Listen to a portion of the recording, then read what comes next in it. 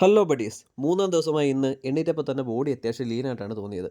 ഇന്നലത്തെ കാർബിൻ്റെയൊക്കെ കുറവായതുകൊണ്ട് നല്ല തലവേദനയുണ്ട്. ഇതാണ് ഞാൻ ഉപയോഗിക്കുന്ന പ്രീ വർക്കൗട്ട് വെൽവേഴ്സിൻ്റെ ഡൈനാമിറ്റ്. രാവിലെ തന്നെ അതും കലക്കി കുടിച്ച് ജിമ്മിലെത്തിയപ്പോൾ അടിപൊളി കറണ്ടില്ല.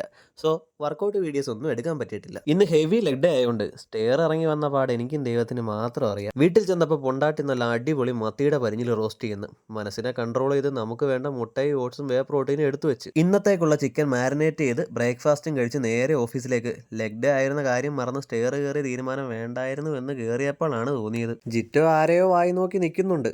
സുബിനണ്ണനാണെങ്കിൽ ഒടുക്കത്തെ ബിസിയും. ഉച്ചയ്ക്ക് വീട്ടിൽ വന്ന് ചോറും ചിക്കനും സലാഡും കഴിച്ച് തിരിച്ചുപോയി. വന്നപ്പോൾ നല്ല ലേറ്റായി.